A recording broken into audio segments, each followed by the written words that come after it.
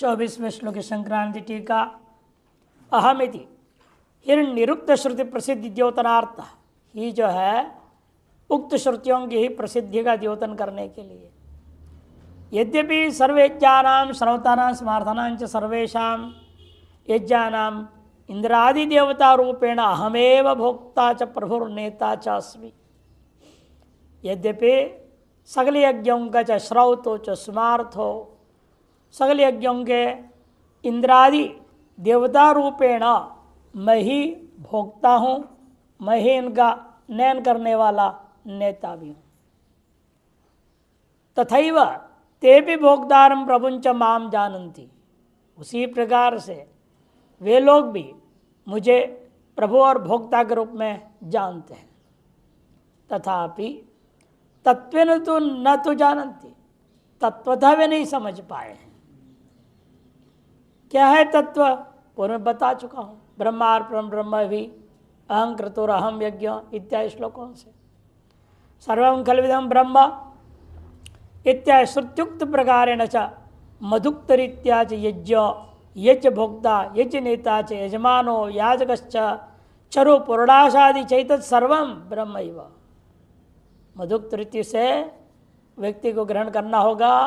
यज्ञ भी आत्मा ही है, यज्ञ भोक्ता भी आत्मा ही है, यज्ञ का नेता भी आत्मा ही है, यजमान भी आत्मा है, याजक वे भी आत्मा है, जो मैंने ऋत्विक लोग, चरु पुरडाशय द्रव्य भी आत्मा ही। सर्वम आत्मैव, इस प्रकार सर्वम ब्रह्मैव न ततो अन्यत् किंचिदप्यस्ति, उससे अन्य कुछ भी नहीं है, ऐसा जानने का नाम तत्वतः निश्चय होना। तत्वते तत्वेन यथात्मेन यथाभूत स्वरूपेण, यथाभूत स्वरूप से जैसा है वैसा ही माम ब्रह्म न जानते, मुझे ब्रह्म को वे लोग नहीं जानते।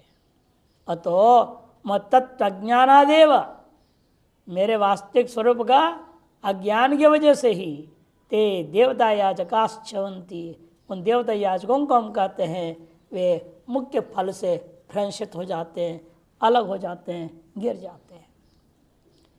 चवंते परपुरुषार्थात् भ्रश्यन्ति से चवंती को इन्होंने आत्मनिर्भर प्रयोग कर दिया। चवंते व्याख्या करते हुए भाष्यकार भी प्रच्यवंते ते ये बोले थे। चवंती का प्रच्यवंते आत्मनिर्भर दिखा दिया। परपुरुषार्थात् भ्रश्यन्ति, अतः परपुरुषार्थ मोक्ष से वे भ्रंशित हो जाते हैं। कदापि न मुक्ति मिलती इत्यर्थ, वे कभी मुक्ति को प्राप्त ही नहीं कर पाएंगे। टिप्पण अधियज्ञो हमेवात्र इत्यादि 8.4 में, यावानश्चास्मि यादृश इत्यादि 18.55 में अंत में भी आएगा। इत्युक्तम वक्षमाणंच, जब पूर्व में कहा हुआ और आगे कहे जाने वाले उपक्रम उपसमारोह, उस वक्षमाण चीज को अज्ञात्वैव, उसको न जानते हुए कर्माणि कुर्वन्ति, निरंतर कर्म को करते रहते हैं। इसी बात को समझाते हुए कहते भगवान तत्वेन ना भी जानन्ति, ये नहीं कर रहे, वैदिक कर्म नहीं कर रहा है, स्मार्थ कर्म नहीं करता है, समय से आवश्यक श्राद्ध व्रत पूजा पाठ सब करता है, यथासंभव नियमों का पालन करता है। शिवरात्रि है, शिवरात्रि क्या नियम है? बढ़िया जाएंगे कहीं व्रत में, फलहार बढ़िया से खा लेंगे, हो गया व्रत है? ऐसा नहीं होता है ना। नियम ये होता है ब्रह्म मुहूर्त में स्नान ध्यान करके निकलो, 5 शिव मंदिर का दर्शन करना पड़ता है, 5 शिव जी का दर्शन करो, पंचभूतात्मक परमेश्वर के 5 शिवलिंग दर्शन। उसका दिन भर में व्रत पूजा पाठ स्वाध्याय है ना, जप करो, ये सब करते रहो। रात्रि के 4 प्रहर जगना और 4 प्रहर में शिव पूजन करना, और सवेरे अंतिम आरती करके व्रत को तोड़ना है। तब तक न्यूनतम फलाहार से काम चलाना है, यानी कि पेट भर के फलाहार खा लिया। आज है कैलाश आश्रम में बढ़िया फलाहार मिलेगा, ज्ञानपीठ में मिलेगा, सब जगह मिलेगा। हिसाब से खाना चाहिए। व्रत भंग हो जाएगा और रात्रि बैठे बैठे नींद आती रहेगी, क्या जागरण करोगे? भील ने रात भर जागरण किया था ना, इसका प्रतीक है व्याधेश्वर महादेव की कहानी है ना इसमें। शिव पुराण में आता है, उसको सुनना पड़ता है रात में जग करके। हर प्रहर की कहानी सुनाएंगे, कहानी के बाद फिर जाओ पूजा करो, महन स्तोत्र पाठ करो, फिर कहानी सुनो। ये प्रक्रिया है इसकी।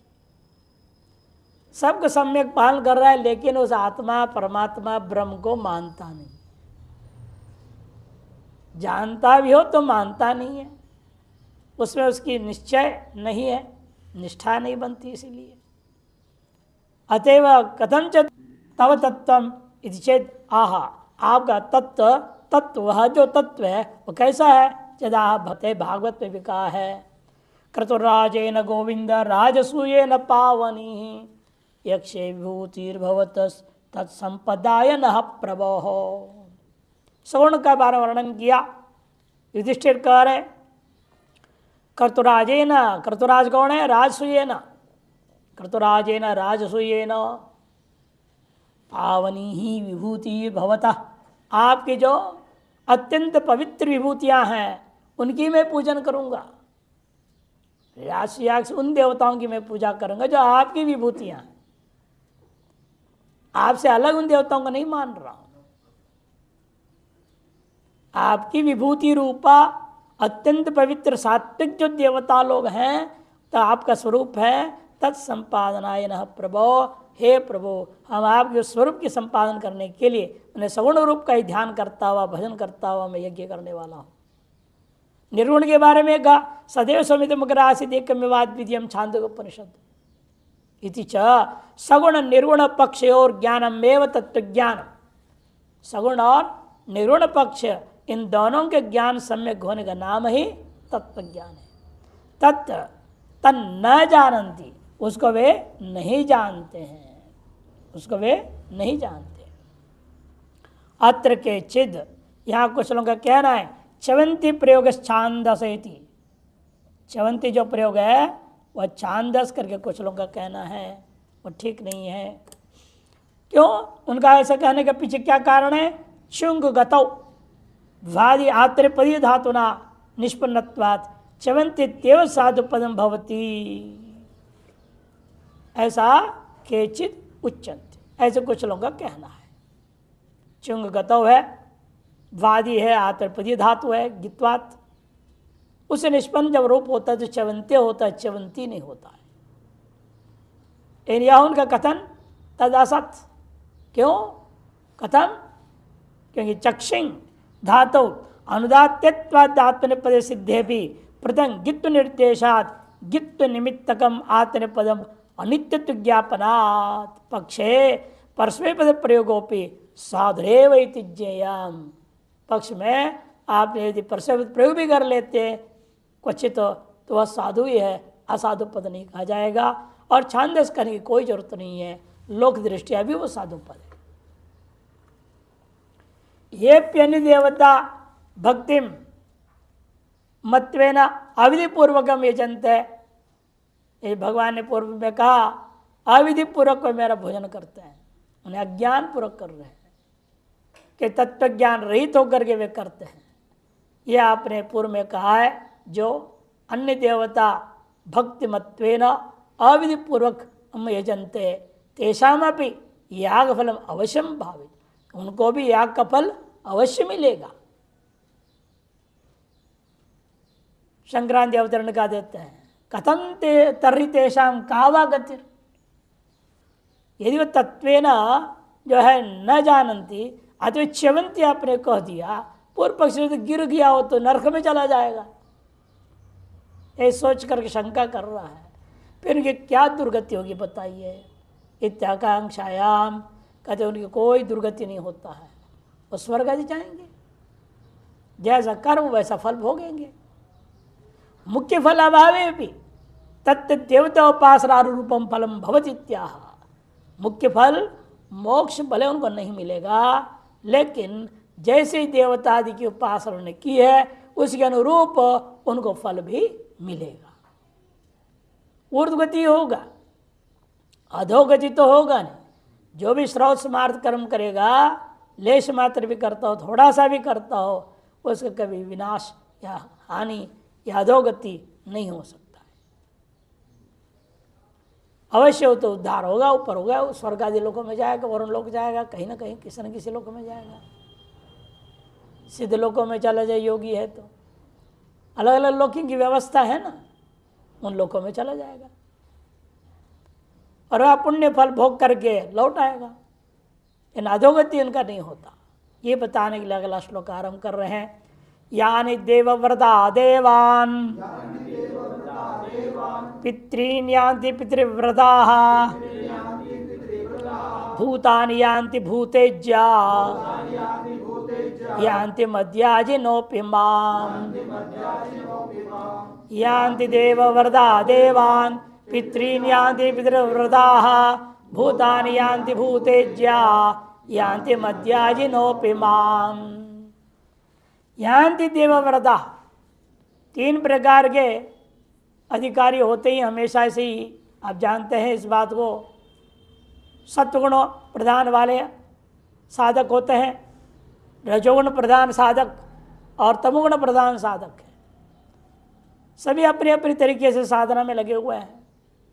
जो सत्वगुण प्रधान वाले देवी देवता की पूजा पाठ में लग जाते हैं।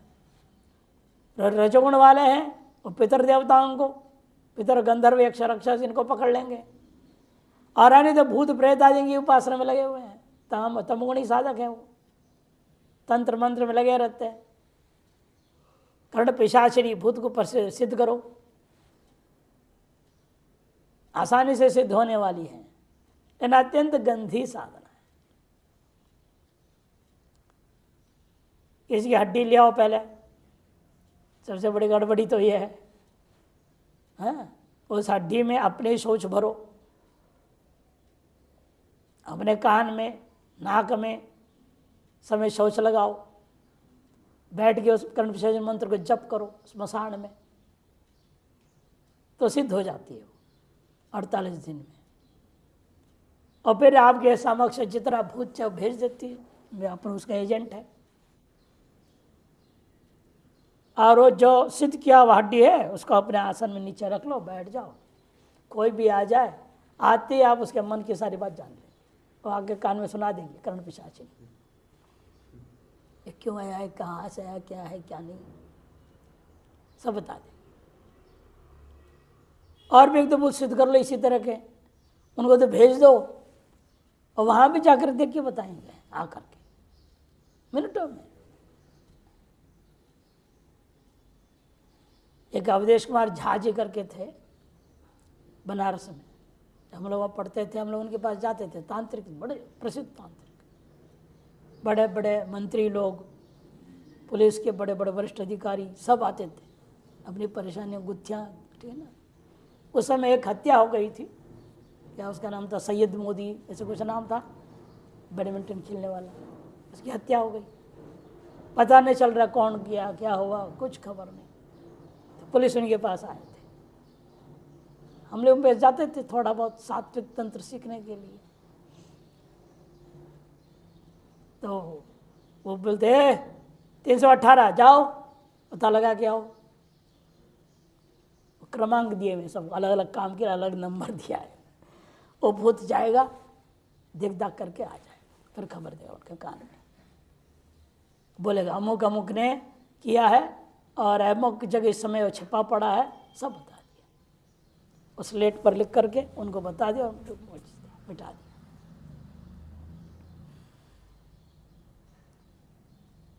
मैं सोचता गुरुजी क्या आप कर रहे हैं, सब फ्रॉड नहीं है क्या? कहते गलत तो है, अब क्या कर सकते हैं, ये भी एक विद्या है, तामसी विद्या है। और विद्या को लेकर हम अपने काम चला ही रहे हैं। देखो 5 बेटी को पाल रहा हूँ, 2 बेटे को पाल रहा हूँ, इस विद्या से तो कमा रहा हूँ। और जब कभी वो सब इस्तेमाल होता था ना, तो मेरे को तो आप उस कमरे में बैठो, यहाँ नहीं बैठना, यहाँ बैठने से मेरे भूत प्रेत काम नहीं करते। कहते तो ऐसे विचित्र ब्राह्मण है, तो बैठता है ना, मेरे भूत प्रेत घबरा जाते हैं, वो कहते हम नहीं काम करते, वो छिप जाते हैं। भाई क्यों ऐसा होता है? अरे भाई तुम नहीं समझते हो, जिसने बचपन से गायत्री जाप किया है ना, उसके सामने कुछ नहीं है, ये सब ठंडे पड़ जाते हैं। इसलिए आप वहाँ बैठेंगे, मैं अपना काम करूँगा, जब तुम्हें सीखना हो तब हम भूतों को सबको भेज देता हूँ, छुट्टी तुम जाओ, आश्रम विश्राम करो, तुम आगे अपना समझो सीखो। भूतानि यान्ति भूतेज्या, तमोगुणी साधक है, भूत प्रेत आदि की जो है सिद्धि कर देते हैं। और मध्याजिनो जो त्रिगुणातीत हो जाते, तीनों गुणों से मतलब नहीं, ये लोग मध्याजी, मुझ परमात्मा ब्रह्म रूप का चिंतन करने वाले, मामेव यान्ति, मुझे ही प्राप्त कर जाते। यान्ति गच्छन्ति देवव्रता, देवेश व्रतम नियमो भक्तिश्च ये शांते देवव्रता।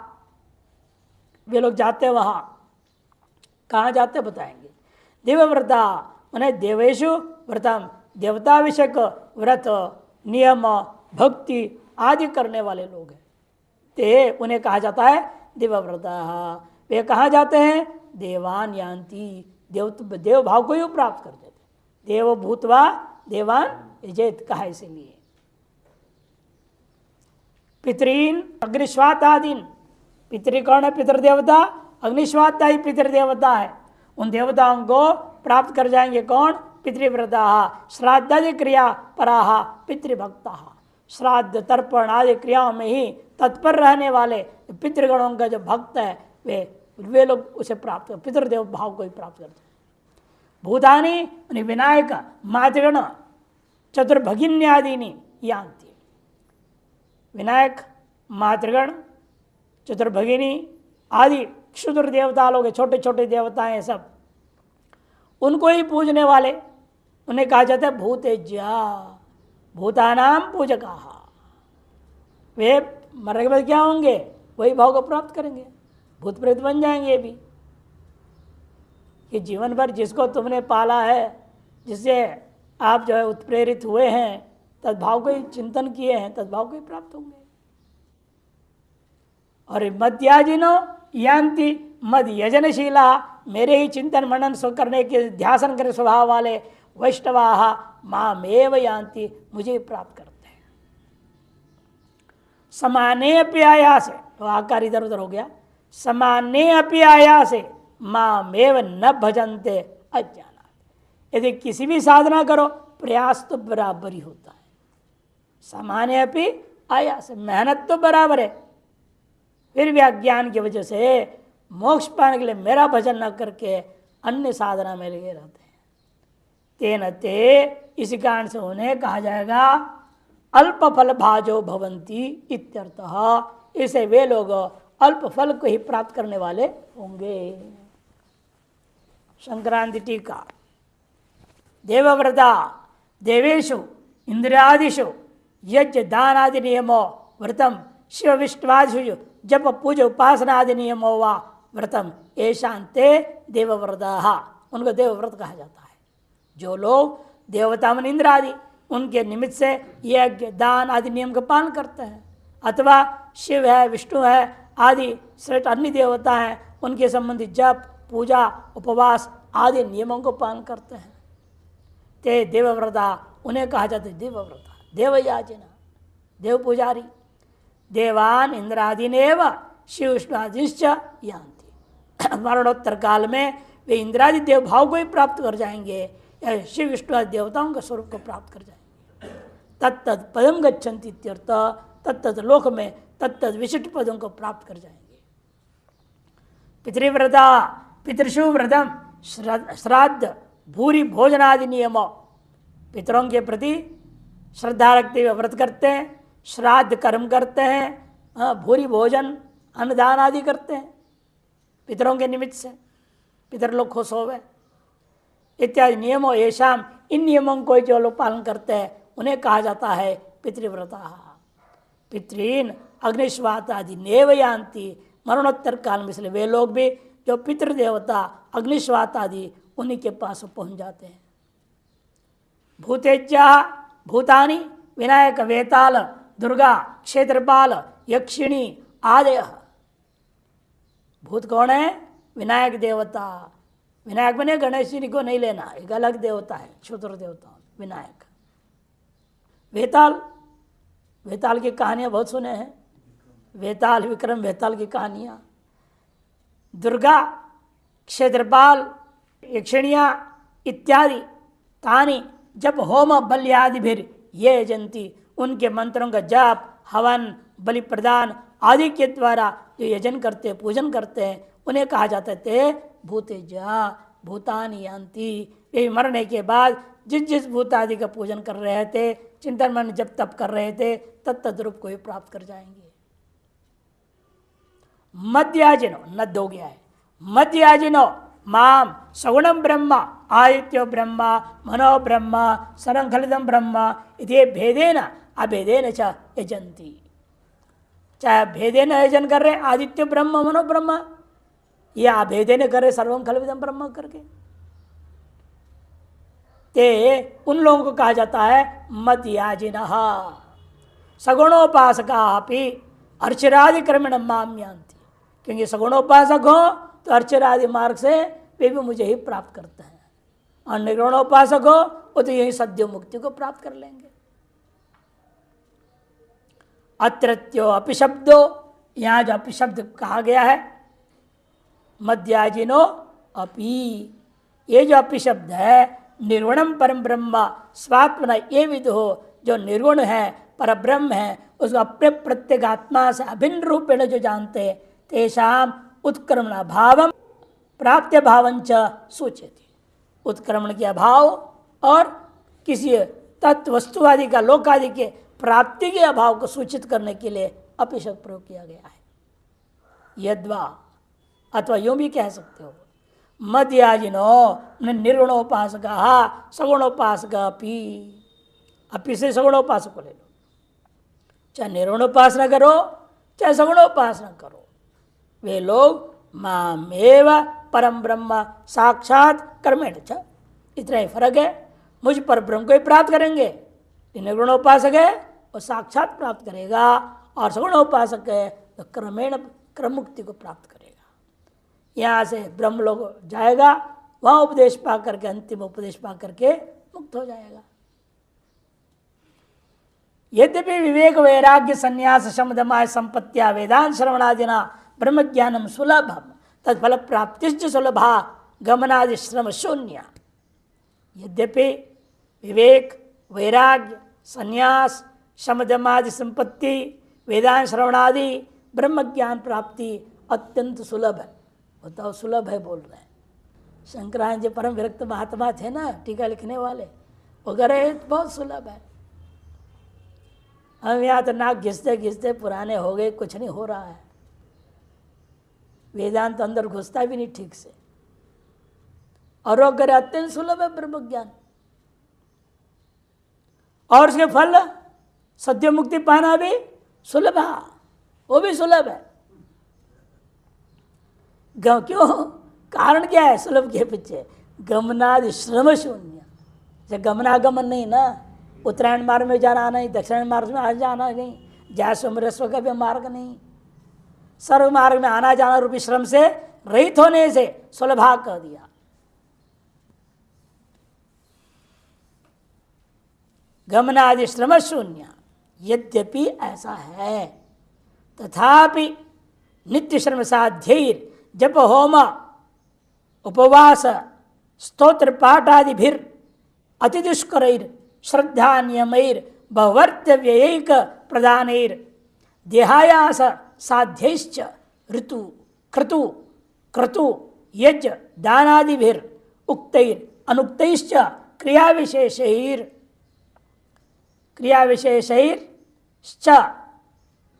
श्रम बहुलैर, गलत छपी है, बहुलैर लब्धव्यम यत् फलम तद अल्पकालिकम क्षेष्णु सप्रतियुगम पुनरावृत्तिकरंच भवति।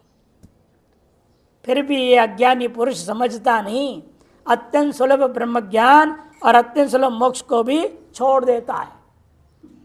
बता ना करलेढ़ी न्याय सुनाया था ना एक बार, करलेढ़ी न्याय। करलेढ़ी न्याय क्या था? वो खीर बांटता रहा, अंत में खीर बहुत बच गया था। लेकिन बांटने में क्या हो गया, वो हाथ उसमें तो लग ही जाता है, ये तो लग गया था। अब कटोरा में हाथ है, हाथ में है कटोरा भर के खीर, लेकिन उसे न खा करके पहले वो चाटता है, उसे कहते करलेढ़ी न्याय। अरे जब साथ में सामने मोक्ष है, ब्रह्म ज्ञान देने वाले गुरु बैठे हुए हैं, उसे छोड़ करके तो कर्मकांड में घंटी बजाते रह जाएगा।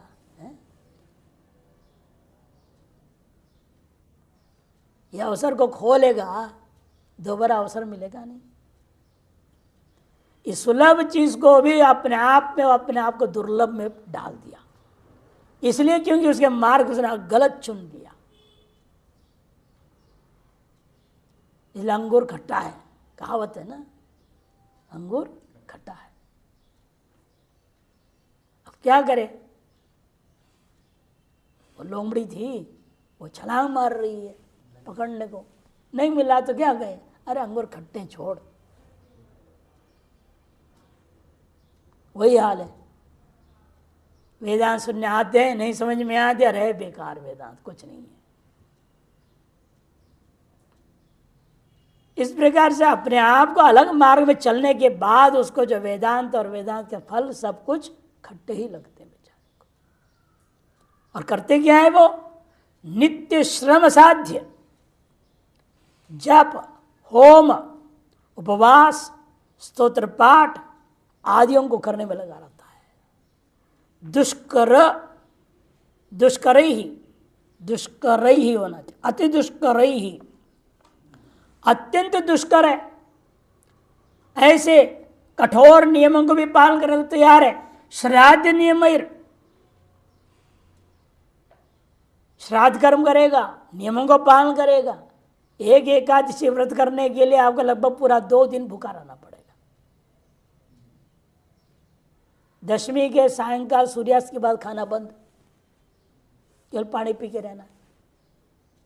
दशमी के रात भर सोना नहीं, एकादशी दिन भर भी भगवत भजन कीर्तन वगैरह में लगे रहो, जब तब सोना नहीं।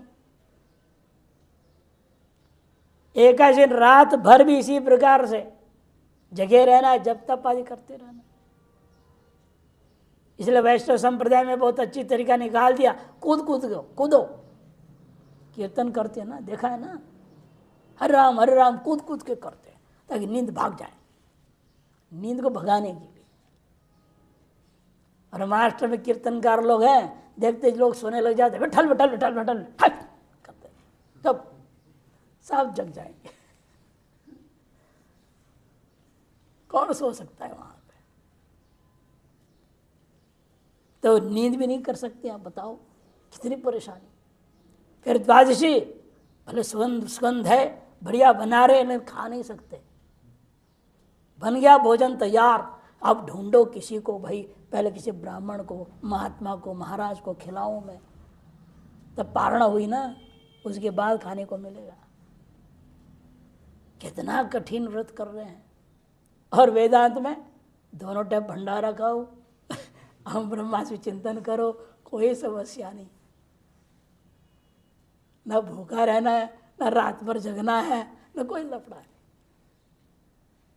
सुलभ कौन है?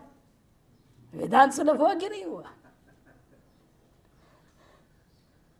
अब इसे छोड़कर व्रत पूजा पाठ में लगे रहते हैं लोग। बहुवर्त व्यय का प्रधान, इतने धन भी बहुत खर्च होता है। अब यात्रा करनी है, अब आप भेद बुद्धि वाले तो यात्रा करनी पड़ेगी ना। बद्रीनाथ केदारनाथ जाओगे कि नहीं जाओगे? अरे वैष्णव होकर बद्रीनाथ नहीं गया, शैव होकर केदारनाथ गया, चुलवर बांध डूब के मरे, वो कहेगा आदमी। और जाना पड़ेगा तो फिर खर्चा है, नहीं होगा। टिकट करो, रजिस्ट्रेशन करो, लफड़े बहुत है। वहाँ भी लाइन में खड़े रहो, धक्के खाओ, तो इतना परिश्रम भी है, धन का व्यय भी है, वेग प्रदान नहीं, देह आयास साध्य, देह को बहुत तकलीफ देना पड़ता है।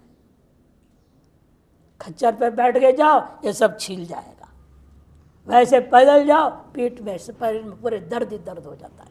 केदारनाथ की चढ़ाई चढ़ो 16 किलोमीटर, पता चले अब तो 21 किलोमीटर हो गया।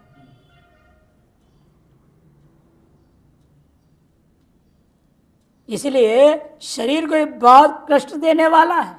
ऐसा जो क्रतु यज्ञ दान आदियों के द्वारा उक्त अनुक्त क्रिया विशेषण, उक्त अनुक्त क्रिया विशेषों के द्वारा बहु श्रम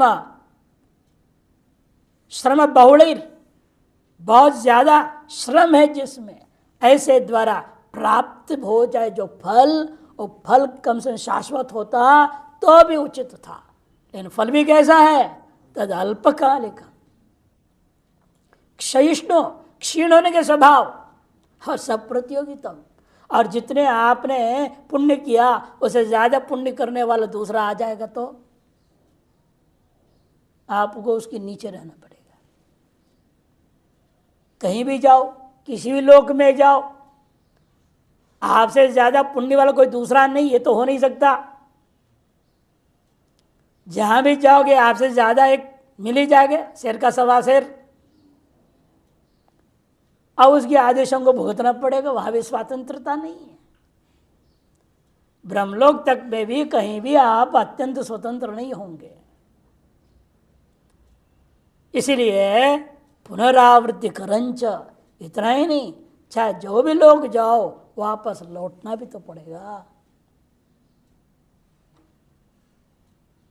फिर भी पंडिता नामापि तत्रैव काम संकल्प प्रयत्न प्रवृत्ति दृश्यते, अच्छे अच्छे पढ़े लिखे पंडित लोग भी, विद्वान लोग उन्हीं कर्मकांड के में लगे रहते हैं, विभिन्न कामनाओं में, विभिन्न संकल्प में विशेष प्रयत्न करता हुआ नित्य नित्य प्रवृत्त होता हुआ दिखाई देता है।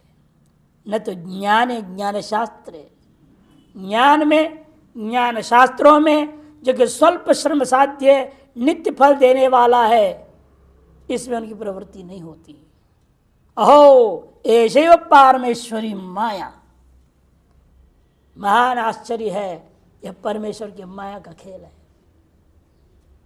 कैसी माया है, गजब अजीबो गरीबो, गजब से गजब चीजें दिखाती रहती है। आप जा रहे हैं, हम आज बढ़िया ध्यान भजन करेंगे गंगा किनारे, यहाँ से निकलते हैं, रास्ते में चुड़ैलों का दर्शन होता है, आधे बाल कटीवारी होगी, बाल बिखेरी हुई, अर्धनग्ना, ये सब दर्शन करते हुए जाना पड़ता है। कहना पड़ता है हे भगवान क्या तेरी माया है, तो क्या दर्शन करा रहा है, मैं भजन करने चला और तो यही सब दर्शन कराएगा। तो भगवान को बार बार कहना पड़ेगा, तब जगह भगवान अपनी माया को संभालेंगे, और जब चलोगे तो सही सही दिखेगा, नहीं तो ही उटपटांगी आएंगे रास्ते में। ये भगवान की माया का खेल है ये सब। अहो ऐसे पारमेश्वरी माया जगन मोहिनी, तो संपूर्ण जगत को मोहित कर रही है, यदि वयम मन्याम है, यही हमारा मानना है। क्योंकि बड़े बड़े विद्वान लोग, जो वेद शास्त्रों को पढ़े लिखे लोग भी अपने भ्रांतियों में ही पड़े हुए हैं। देवतांतराजिनो टिप्पण, देवतांतरयाजिनो यज्ञ फलाच्यवंती, देवतांतर यजन करने वाले यज्ञ फल से गिर जाते हैं, क्षुद्र फल को प्राप्त करते हैं। चेत तरी तेषाम यजनम व्यर्थम एवं, फिर तो यजन करना व्यर्थ होगा, व्यर्थ परिश्रम एवं स्यात्, व्यर्थ परिश्रम माना जाएगा। और लोगों को स्यात् वेदे च अविश्रम भाव, वेद में भी अविश्वास हो जाएगा, कहेंगे कैसा वेद है, सब झूठी झूठी अनित्य फल देने वाली बात कहती है। अतो भगवान, इसलिए भगवान कहते थे अनावृत फलाच्यवंती, ये वास्तव में अनावृत्ति रूपा फल से हट गए हैं, लेकिन फलाभाव नहीं है, वेद व्यर्थ नहीं है, आपके हर परिश्रम को वेद ने उचित फल की व्यवस्था दे दिया है। आपका कोई भी परिश्रम व्यर्थ नहीं जाता है। न तो क्षुद्र अनित्य फलम आवृत्ति लक्षण न प्राप्त होती, क्षुद्र अनित्य फल जो आवृत्ति रूपा है वो भी नहीं प्राप्त है ऐसा नहीं करे, उसको भी प्राप्त नहीं करते हैं ऐसा नहीं कहता है कोई भी वेद शास्त्र। किंतु देवता यह अनुरूपम फलम प्राप्तवंते व देवता के अनुरूप जो है उन्हें अवश्य फल प्राप्त होता है। पूर्वोक्तम कथनम, पूर्वोक्त जो कथन है च्यवंती तो भगवद याजिभ्यो विलक्षण्यम द्योतनाय, इसलिए पूर्व श्लोक में जो च्यवंती शब्द आया था और भगवान के भजन करने वालों की अपेक्षा से विलक्षणता मात्र द्योतन करने के लिए कह दिया। कथम चेदाह यान्ति देवव्रता इत्यादि, तम यथोपासते तदेव भवति इति श्रुतः है। उस परमात्मा को जिस जिस रूप से आप जैसे जैसे उपासना करते वैसे वैसे फल आपको अवश्य मिलता है, ये श्रुति कहती है। अविधि पूर्वक याजिनो द्वैत निष्ठावंत, अविधि पूर्वक अज्ञान की वजह से यजन पूजन आदि करने वाले, व्रत पूजा पाठ करने वाले, द्वैत में निष्ठा रखने वाले लोग हैं वो कितने प्रकार के हैं? त्रिविधा, 3 प्रकार के हैं। क्यों? अंतःकरणोपाधि गुणत्रय भेदात, अंतःकरण में विद्यमान गुणत्रय का भेद से। यदि आपका अंतःकरण सत्वगुण प्रधान है तो आपका मन लगेगा उत्कृष्ट देवताओं की पूजा पाठ करना, सत्वगुण प्रधान देवताओं की पूजा पाठ करने में आपका मन लगेगा। तो ये सात्विक आश्चेत देवव्रता, उसको भगवान ने कहा देवव्रता इंद्रादीन यजाम है यदि निश्चयवंतो, इंद्रादि श्रेष्ठ जो 33 देवता बताए गए हैं उन्हीं देवताओं का मैं पूजा पाठ करूंगा। राजसा पितृव्रता, रजोगुणी अंतःकरण जिनका वे पितृदेवताओं को, तत्संबंधी देवताओं को, सिद्धों को, मातरों को, सुसारों को, भ्रातरों को इत्यादि देवताओं को पूजा पाठ करते हैं। यह निश्चय के साथ कि पितृन्यजाम है, मैं पितरों का ही यजन पूजन करूंगा, ऐसा निश्चय वाले होते हैं। और तामस अंतःकरण वाले तामसा भूतेज्य यक्ष रक्ष भूत पिशाचादिनी यजामहे इति निश्चयवंत इति विवेक्तव्यम। 3 गुण वालों को अलग अलग भगवान ने श्लोक में कहा और तीनों गुणों से हट गए हैं। विशुद्ध अंतःकरण वाले हो तो ये तो तेभ्यो भिन्ना, जो उनसे भिन्न है। वे तीनों कैसे थे? अविधि पूर्वक, अज्ञान पूर्वक। और ये कैसे उनसे भिन्न? मतलब विधि पूर्वक याजिना। विधि पूर्वक याजन का मतलब वेदांत का श्रवण मनन निधि ध्यासन में लगे हुए लोग हैं, जो शुद्ध अंतःकरणा, उनके ही मन लग सकता है शुद्ध अंतःकरण वालों का ही। ते भगवत याजनो, वे वास्तव में उस ब्रह्म तत्व का यजन करने वाले, वो ध्यान करने वाले लोग हैं। देव पितृभूतादि शरीरकम परमात्मान प्रत्येक भिन्नम यजामहे इति निश्चयवंत, ऐसे निश्चय वाले वो देव हो, पितर हो, भूतादि जितने शरीर है ये सब शरीर ही है, उपाधि जिस परमात्मा का। समस्त 33 करोड़ देवी देवता, भूत भौतिक सारी सृष्टि, ये उपाधि है जिस परमात्मा का। उस परमात्मा वो कहाँ रहता है? प्रत्येक अभिन्न, मुझ मेरी अपनी सर्वभूत आत्मा से अलग नहीं है। ऐसे ये जाम है, ऐसे को मैं चिंतन मन ध्यासन करूंगा। इस प्रकार का निश्चय वाला जो मुमुक्षु भवंती, जो मुमुक्षु होते हैं वे जो है अंतिम पादेन उनको दर्शितम भगवता, अंतिम चौथे पाद के द्वारा उनके वर्णन किया भगवान के द्वारा।